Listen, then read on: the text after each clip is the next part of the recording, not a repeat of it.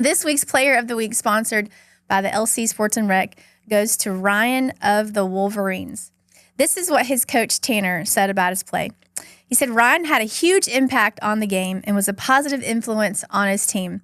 He played hard all game and made lots of shots. And when he was given the trophy this week, he actually tried to give it away to another kid who wanted it. So Ryan, great job. You are this week's Player of the Week. We have some exciting news for our Coach of the Week this week, not just because of who the coach is, but we have a new sponsor, and that is Exquisite Lawns and Landscaping. They are now on board as our Coach of the Week sponsor, and this week's Coach of the Week is Lee Wildstra of the Aztecs in the 4th through 6th grade girls division. Lee is a veteran coach. I've had the pleasure of getting to watch him multiple times. Let me tell you what sticks out about Lee the most, and that is the way that he approaches his own kids. Super positive. Whether you can't tell whether Lee is winning or losing the game at any point in the game. He's just phenomenal in how he deals with them, runs great practices. This week in particular, it was a really hard-fought game. And by the way, they won. But Lee was just incredibly impactful to those girls this week, and just his positivity and keeping them going. So, Lee, congratulations. You're our Coach of the Week, sponsored by Exquisite Irrigation and Landscaping, which is a full-service commercial and residential landscape, irrigation, and lawn maintenance company serving the entire Metroplex in DFW. They're currently taking on new commercial and residential clients for the upcoming spring-summer season. You can view them online at exquisitelawns.com. That's XQUISITE lawns.com.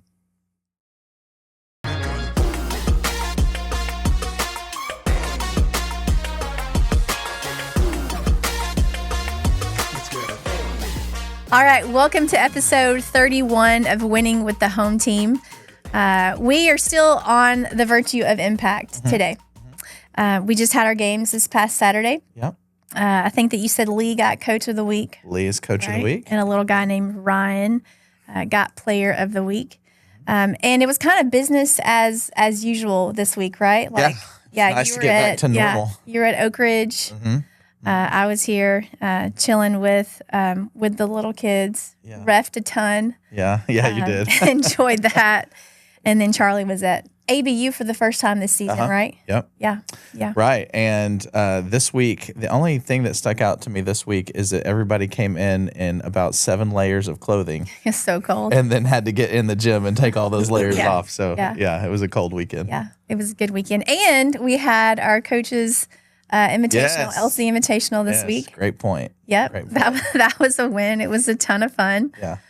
We almost got through it with no one getting injured. Almost. And the injury happened at the same time it did last season as well. Yep. Last year we had a referee completely blow out his knee. Yeah. And this year we had another one of our refs who is also a coach. I'm pretty sure he has an ankle injury. He was wearing a boot at practice last night. So. Really? Was he? He said he hadn't gone to the doctor yet. He thinks it's a sprain, but Wow. Not 100%. Yeah. But it was a great game. Like you said, we did get to finish. Props to LeVar for our MVP award. Yep. He was phenomenal. I feel like there was 2 or 3 guys out there on the court that they could play a little bit. They could play a little bit, and there were a few guys that can't.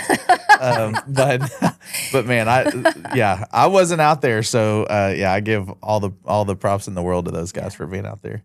You know, I really do think our coaches like that event. Yes. Because it just gives them an outlet to play and for their level of competition. Correct. And there were 30 of them out there. Yeah, for sure. It's a lot. And it was a great game. I think the final score was it like 37-35? Yeah. Now, you did give a little help in the minute to win it games to one of the teams. But that's what it's all about. Like, no, I didn't. The kids did. The kids did. The kids did. So, between the first and second quarter, we had the kids come out and do a musical chairs game. Also a big hit. Yeah, for sure. And, the team that won it was for the away team, and they got 15 points on the scoreboard. So, but I love it. Like a little kid came up to me afterwards, and you know what he said? He said, "Miss Katrina, I'm on to you." I said, "What do you mean you're on to me?" He said, you rigged this game. Yeah. And I said, you know what? You're absolutely right. Yeah. I did. And you want to know why? Because at the end of the game, like, weren't you excited? Like, it was a close game. Yeah. And so he said, yeah. You know, it's funny you say that because he came up to you and said that not a Saturday goes by without fail that I don't have someone approach me and say, what you guys are doing in this league is so appreciated. It blows me away how many people will come to me, and we've been doing this for so long, and yet every Saturday there's a parent or a grandparent that will come up to us and say, thank you for what you're doing. And it just validates that pouring into these kids and loving these kids and having halftime devotionals and the things that we do, they matter. Yeah. And sometimes you need that because you need that reinforcement that what we're doing is actually, working because we're trying to advance the kingdom here. Yep. We're trying to let those kids and those families know that they're loved. Yeah. Yeah, for sure.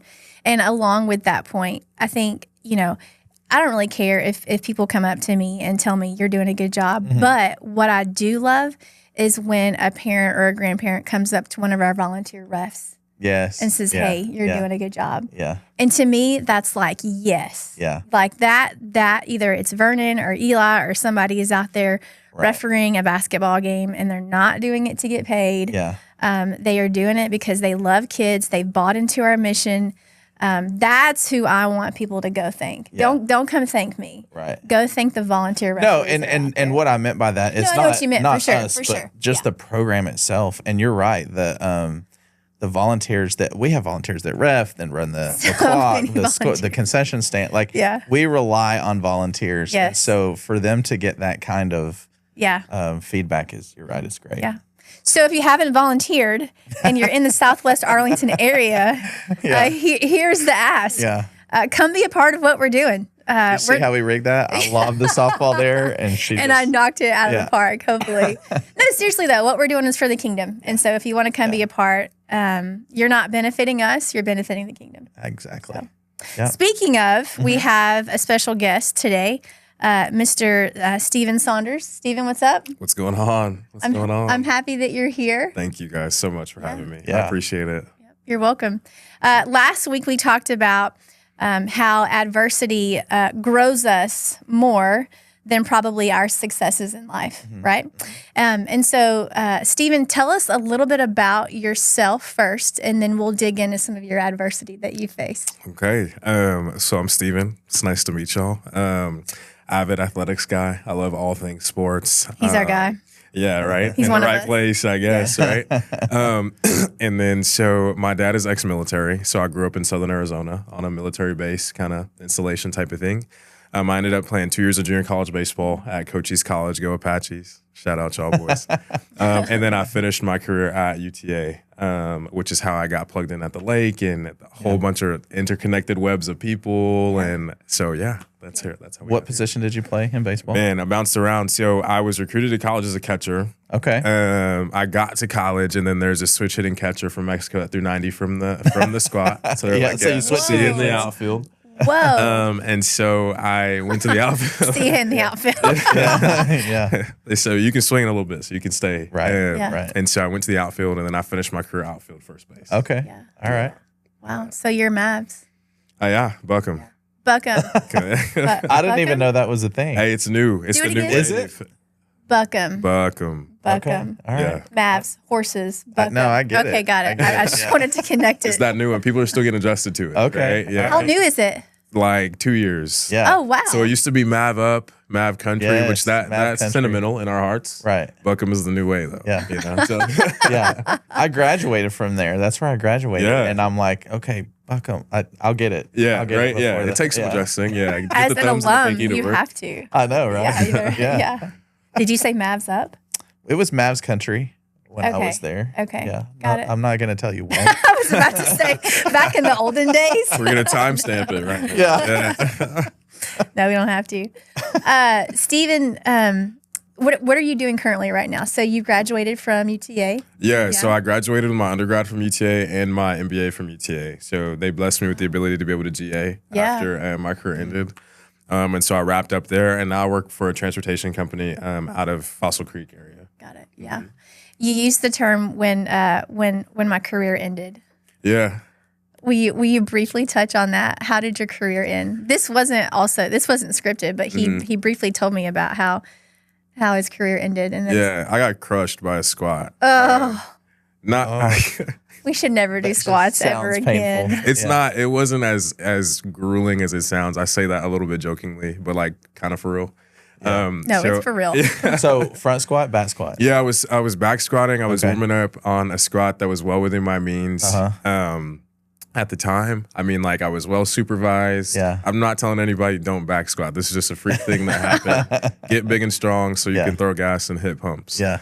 But wait, say that again. Hold on. No. Yes. I said, kids, get big and strong so you can throw gas and hit pumps. I'm a firm believer in Hit pumps, hit gains. hit home runs. Yeah. Oh, got it. Yeah. Got it. Yeah. Steven, you're going to keep me in the loop Come for on. sure. Yeah. Hey. I'm with you. Baseball is not her Listen, first. It's love. not. It's not. so- It's Todd's. yeah. Wait, no, football is yours. Football was my but his first. boys play baseball. Yeah. Yeah. Gotcha. Okay, so we can lock in then. Absolutely. This lingo Absolutely. I'm with you. will be I'm part of with your you. life. You did not know what that meant. Absolutely. You did not. Whatever. Yes, I did. Colin talks the same stuff all the time. Okay. And when it's in you, it never leaves. It never leaves. I'm That's in my right. professional career. I'm like, yeah, bro, you got to throw gas. And they're like, what the heck?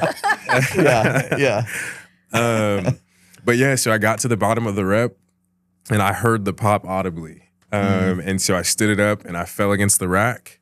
And then so I was like, man, that's uncomfortable for sure. The body kind of tenses up. So I finished the workout.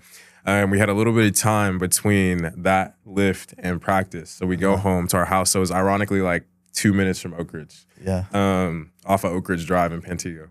And I lay down on the couch, you know, some of the guys were watching a game or something, and they're like, hey, Steve, we got to go to practice. And I'm like, well, we got a huge problem here, brother. You're going to have to tell them I'm not going to make it.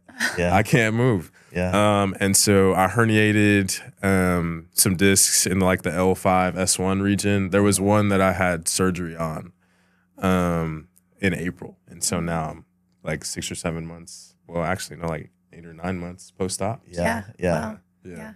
You still feel the effects of it? Yeah. When it first happened, I was having like pins and needles in my feet. Yeah. Obviously, like the pain was pretty centralized, but what was more jarring was the nerve feedback. Yeah. So I still have a lot of the pain post-op, but I don't really have any of the nerve feedback, so I can deal. Yeah. Right. Yeah, I can deal. I love, no, I don't love what happened to you. Yeah, I was like, well, where are you going with that I one? love that when I can commiserate with other people that have suffered injuries. Yeah. And like, so like when we run camps and stuff, she'll get out there with the kids and she is running stretches and things and they're doing all kinds of stuff. Yeah. I can't. Right. I can't. Like I'd physically, because of knee surgeries and stuff, like I can't. Yeah. And so people don't realize what you put your body through to get to the point that it needs to be. So, Absolutely. yeah. It's It a took lifelong lot. journey. Yes. Steven, you said that were you going to enter the draft, the MLB draft? I was going to try. Like, Yeah. I really wanted to pursue kind of like, and I knew that I wasn't a big leaguer. I've got some friends that are some big leaguers and they can do a lot of stuff that I can't do. Yeah. But it would have been so cool to like either be a late round guy or like a free agent signee, try to go play like somewhere just to kind of prolong it a little bit. Yeah. And I'd come off like the best fall I'd ever had. Like I was really dialed. I was really comfortable up there. Just You were felt- raking. I was, yeah. Hey, see? I'm so glad that you guys can relate. So yeah, I was gonna give it a shot. I was an older guy at the time, Yeah. so being like a day one, day two guy is definitely off the. I was thinking I was Right. 24 Right. my senior year. Right. So yeah, it'd have been like a later round, like free agent type of thing that I was shooting for. Yeah. But yeah, I'll never forget. They took me to our team doc, who was at the CBC, where the Mavs play and the Wings play. Yeah. Yeah. Yeah.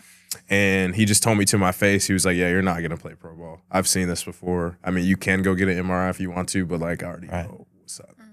And so What was after that moment like? Yeah, when how'd he you told that? process that? I mean, it happened so fast. Yeah. Yeah, he was very matter of fact. Yeah. There was no lead up. He was like, he ran his little test or whatever. And I was with my trainer at the time, shout out Casey. Yeah. And he was like, yeah, you're not going to play pro ball. So saddle up. So he basically was like, you can have your surgery now and your career is effectively over, or you can finish in the state that you are and have the surgery after. And so am definitely reaping the consequences of going through that last year. Yeah. I think recovery has been abnormally hard just Yeah. because of that. But some things just have to be what they are. I don't think I could have lived with myself if I wouldn't have finished. Yeah. You're right. And yeah. some of the coolest moments came from that year. Right. Like there was a guy, I had a dream that I thought was myself having an unbelievable senior year. And we had a freshman at the time that, you know, he came in, he was uber athletic, but he's black, also left-handed hitter, like as myself. And I thought it was me, but it was from the back. I go down and his name is Ryan. He emerges, becomes like, I mean, he's at Georgia now, like doing the thing. This is a dream, or this is Him at Georgia is real. okay. Okay. So I realized like what the Lord was showing me was not me, it was him. And his dad came up to me after like our last game and he was like, if you ever need anything, like, Wow. please, like, don't hesitate to reach out. Like, I really appreciate how you just like spoken into Ryan. Yeah. And just to be a proponent of somebody else's journey, you know? Wow. I think that's that's part of the big shift in the manhood is Yeah. when you realize it's not about you. Yeah. Yeah. And I thought that I was walking in a season where like it was finally about me. Right. And the Lord took that and flipped it on its head and it became something way cooler. Yeah. Like he has a chance to be a big leaguer. Right. Yeah. You know? Yeah. And Do you so, still talk to Ryan? not regularly. Yeah. Yeah. But I think about him a lot. Yeah. You know, and seeing him go in and do his thing and stuff is just really cool. Right. Yeah. I think it's cool how God used just that adversity that you had with your back to impact someone else, like you just said. Yeah. Yeah. It kind of became a little rallying.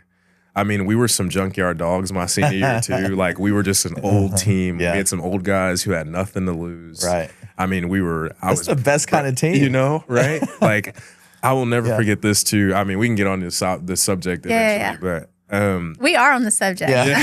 I mean, our WAC tournament is in like the Scottsdale area Yeah. where GCU is in Glendale. yeah. So this is basically a home game for them, which is cheating. Yeah, Right? If yeah. if you guys are, that's not fair. So we play them. They're the number 1 seed. Their shortstop went in the first round. The guy who threw against us went in the third round. They had a third rounder in center field. Like this team was loaded Yeah. to the bones. Math sent them packing. Sorry about it. That's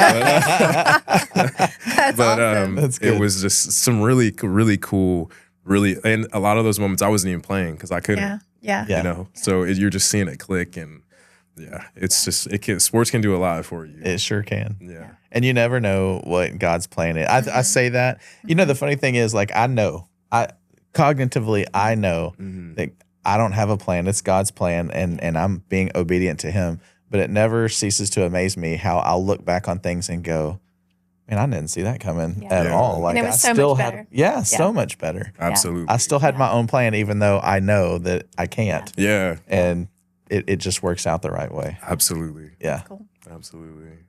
Well, Stephen, aside from your salvation experience, what's been the one thing that has made the biggest impact in your life? Yeah. So I would say, I mean, it's kind of a whole story about how this happened, but so I was 21. This would have been my true sophomore year. Were you at UTA at the time? I was at UTA at the time. Yeah. And this was in the height of the COVID pandemic. Right. So I'd gone home for the season, for the winter season. And, you know, I'm working out and I'm working at the time, but everybody is masked up. Arizona was a little bit different than a lot of other places. The restrictions were pretty tight, Yeah. you know, so masks, and we had to have a mandatory worker form. So if law enforcement pulled you over when you were out past like a certain time, you could say like, this is why. Right. It was just a lot. And so I was the first person in my family to get sick. An ambulance actually came to get me first, was having like some chest stuff. And, you know, I was 21 in perfect health, Yeah. you know? Yeah.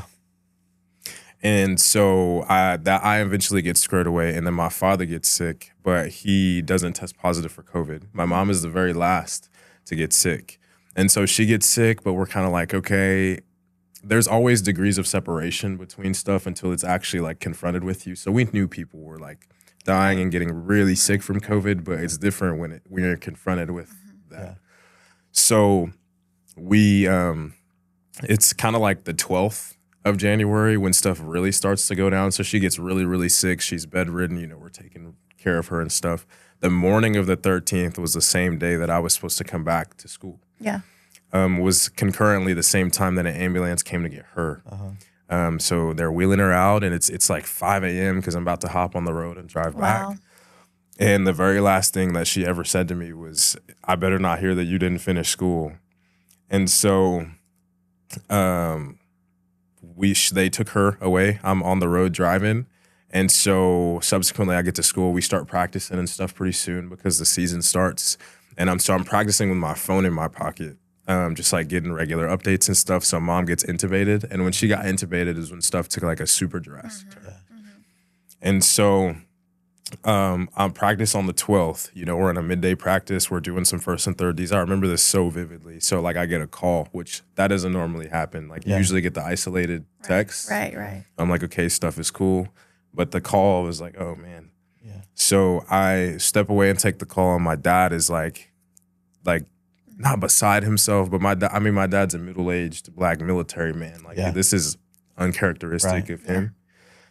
And he's like, we're gonna bring you home. Like, get ready to go. And so I went back on the field and I told my coach like what's happening. And he gave me a hug, and then my team kind of surrounded me, and then they took me in the office. They're like, whatever you need. And so I wasn't able to get a flight until the following morning. And so I'm on the plane and I'm in my word and I'm praying. And I just was like so sure that she was not dying.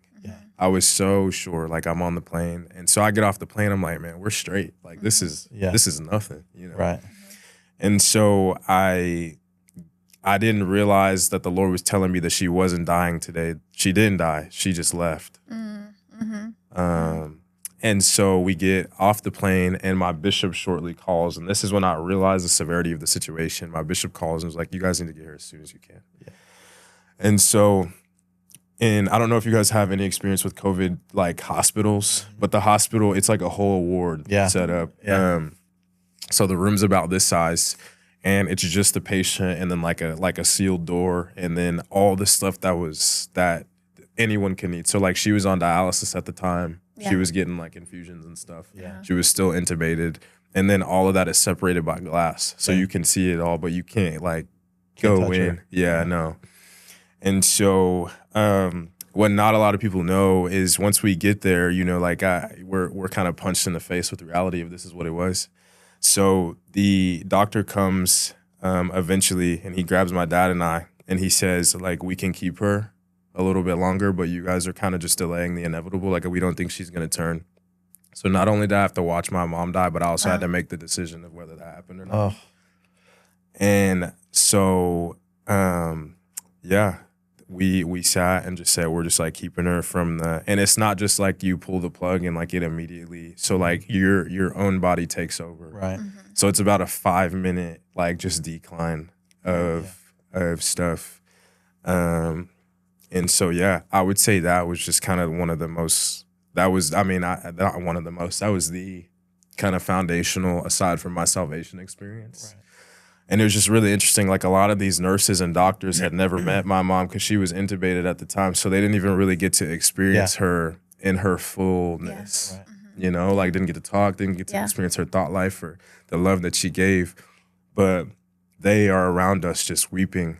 So we talk about it all the time. Like I think the Lord was just like sending us angels. And so like these people don't know her. You know, like, and they've probably seen hundreds, if not thousands of things that were similar. Yeah.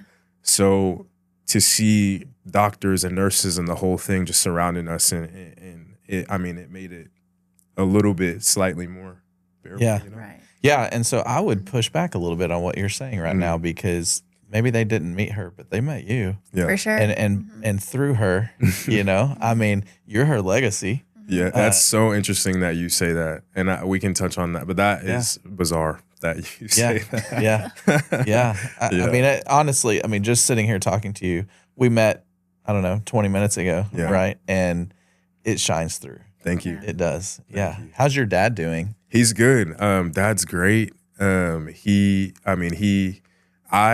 situation is different from his. Yeah. So we experienced the same thing, but I mean, now on the precipice of engagement, I can't even imagine losing your life mate. Yeah. I mean, they had spent more time married than not. Yeah. So they basically grew up they were young when they got married. Right. Dad was still like the hotshot in the army with the flat top and stuff. So like, Yeah.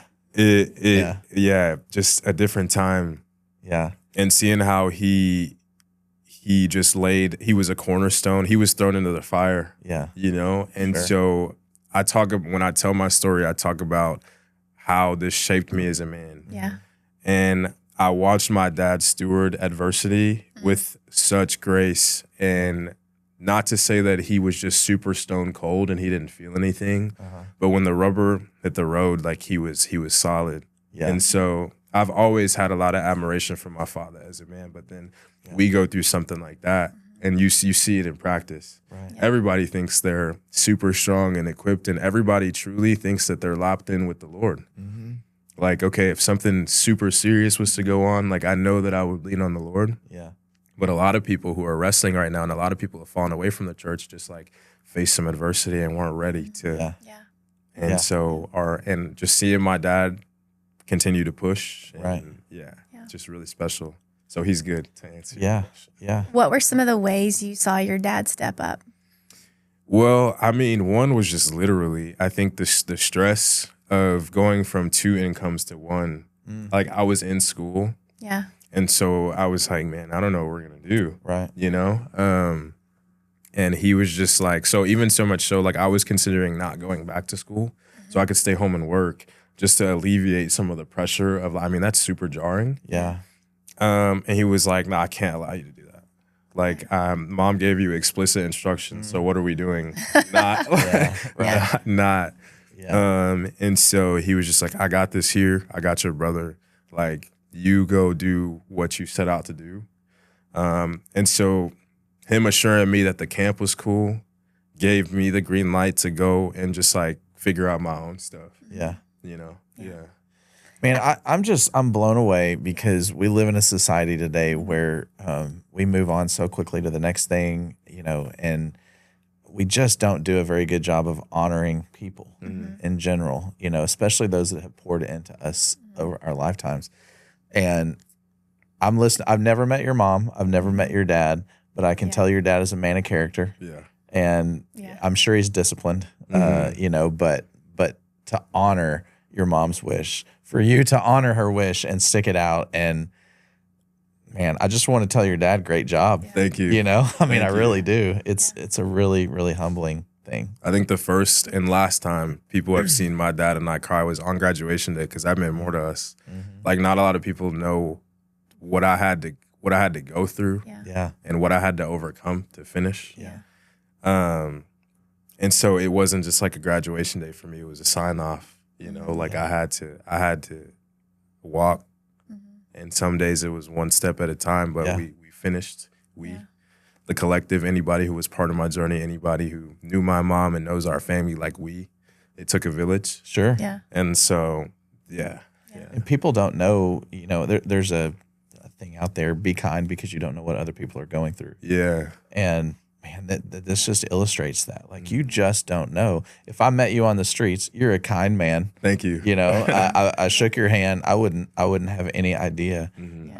But everybody has a story. Yeah. And I think I'm a big believer that Christ puts people in lives of others. Absolutely. You know, you've already talked about it a little bit today. And man, we're just intended to be relational with people. Yeah. And stories like this just illustrate that. Yeah. So you mentioned, you know, your dad, you know, told you, hey, your mom gave you explicit instructions, go and do your thing. And then you mentioned you kind of, you know, you had to figure out, you know, who you were. Yeah. What was that process like when you were back in Arlington, you know, away from your family after such a tragic situation? What was that like? Man, what was that like is a loaded question. I would love to give just like a glamorous expression of just like a homecoming story, but it was so hard. Yeah. Like it was, I mean, I'm here by myself. Yeah. And, you know,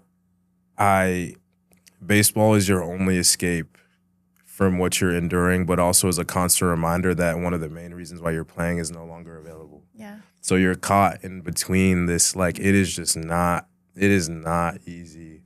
And when I talk to people about manhood, I think as young boys, you either gradually transition into manhood, like you learn and you experience and you fail and you grow, or you're thrust into it. And so I was a boy on the 22nd. Yeah. You know, I had gone through stuff, but like if I could endure what I had endured before that or after that 100 times over for that one event not to happen, that's easy. We can lock that in today. Yeah. But I became a man that day. I experienced loss. I experienced pain. And I think a lot of not your value, but a lot of what the Lord has called you to as a man is your ability to endure. And your I'm sorry, could you say that again? Just one more time. Can we rewind that? Yeah, a lot of what the Lord has called you to as a man is your ability to endure. Yeah. How would you say that's accurate? 100%. Yeah. And sometimes you want to go, I've endured enough, God. Exactly. That's straight. I got it. Yeah. I understand. Yeah. Good. Exactly. But I've realized, I mean, I'm not very old. But I think the Lord has put a lot of thoughts on me just because of what I've had to go through. Right. I don't have a family yet, but I think the Lord has prepared me for that stuff in a lot of different ways. Yeah. And there's going to come a time as a man where you're going to have to make a decision. You're going to have to endure. You're going to have to walk for the sake of those who are within your dominion. Right. Or that's business, professional, home, your wife. I mean, you're when you get married, you're assuming the responsibility of another human being, right? So you're to protect them and your seeds as you to protect yourself. Like, that's a lot. Right. Yeah. And so if you can't endure, then you're not ready for, I think, what the Lord has for you or what this world has for you, because this world is and can be a dark place. Right. And for as much light that's in this world, there's also a lot of dark. Yeah. And So, Stephen, I'm going to throw this at you. I'm going to play this out. That never happened to you. Yeah. You go to school, you get drafted. Mm-hmm. You hit the minors. Yeah. And who knows? Maybe you go further. You meet a girl, you get married, life happens. Yeah. Right? As opposed to the way things have played out. How much better are you as a husband and a father today because things played out the way that it is? I think exponentially. Yeah. I think a lot, like when I was younger, I was foolish. Yeah. As we all are, Yeah. doing foolish things and just a lot of stuff that the Lord delivered me from.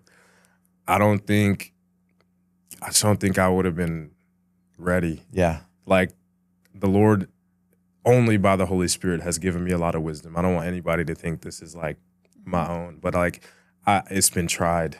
I've been in situations where, like, if I didn't have wisdom and discernment, like, I would have died. Yeah. Spiritually or literally. Right. And so I think now, if that would have happened, I wouldn't have met Hannah. Yeah. I wouldn't have met my community here. I wouldn't have gotten plugged in. Like, so much cool stuff that is happening wouldn't have happened. Yeah. And so I thank the Lord that He's put me in these situations on the back half. Do I thank the Lord that happened? I would be lying. Yeah, if I said, absolutely. I would absolutely be lying if I said, thank you, God, that mom had to leave. Like, that she was everything to me. Yeah. And everything that like, my dad would tell you this too, everything that I am is her. What you're experiencing, that my personality, our temperament, our thought lives, everything was, I just look a lot like my dad. Yeah. And I got a lot of stuff from him too.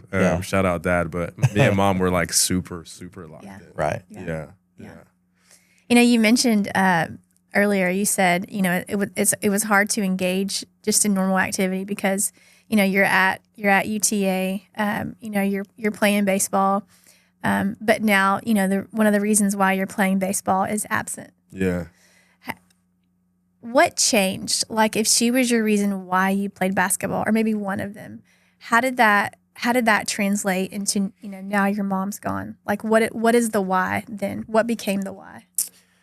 Man, that was such a drawn out process that took years to kind of materialize. I can't say that there was ever just like a paradigm shift of like, because the way I describe grief to people is grief is a revolving door. Yep. And so the imagery that I portray is, it's like if you go out into your day-to-day life and you do your things and you experience great things and you do everything that's amazing, but then you come home and the same TV show is on your TV and you can't turn it off and you can't turn it down. Oh my gosh, that's so good.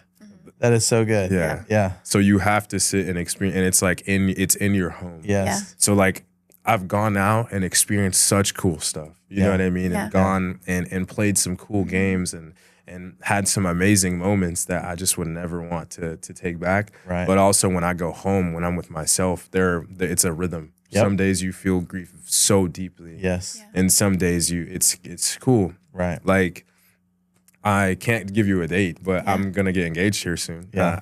Does Breaking she news. know this? Does she know She this? knows that we are, but she doesn't know the doesn't know date. the date. And Okay, it's kind of okay. like unnerving. It's kind of she not frustrated, but it kind of gets at her that other people know the date now, Yeah. and not her. This is Hannah Kinney. Yeah. Okay. Yeah. All Do right. you want to bring her on the podcast to do it? We can make Just it happen here, right yeah, here. we'll film it, yeah, live. Come on. That's so much fun. Yay, Hannah. Yeah. And so Congratulations. Yeah. yeah, shout out, baby. I love you so much. We'll hold the episode until it happens. Yeah. So yeah, just even in this time, like mom is not here to see that. Yeah. You know, it's like she didn't get to meet Hannah. Right. And so like we'll have grandkids, praise God, hopefully one day. Or we'll have kids and Yeah. she'll have Yeah. grandkids Right. and she won't be able to see them. Yeah. You know?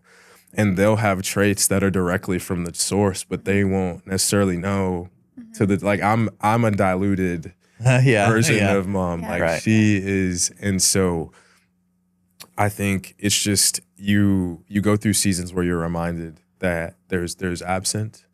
That doesn't take away from how beautiful other stuff is. It's just like different, and I think you experiencing the depth of grief and experiencing the depth of hurt does not take away from your glorification of the Lord and the stuff that is good. You have to have both. Yeah.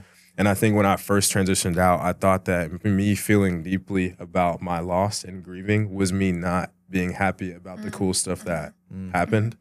And those two are one and the same. They're not Yeah. separate. Yeah. Yeah. Well, my transition questions are going to be completely different than what I sent you. That's all right. You've spoken a lot about manhood, and even though you're not married yet and don't have kids yet, what would you say to a husband and to a dad who has experienced a loss, and would be able to relate to you in the fact that it's just it's on in their TV all the time. And they just can't get past it. Like, what would you say to that dad who is a husband and who is a father that just can't seem to process or get over what he's currently thinking about constantly or going through if it's in grief? Man, I would just first and foremost say that I'm super proud of you, man. I know that it's hard. I know that it's difficult. And I know that you sacrificed a lot on behalf of your family. And sometimes you don't know how to articulate the way that you're feeling. And so we see you in that, and we're just grateful for you. And I would just say that grief opened up a whole new realm of emotions for me.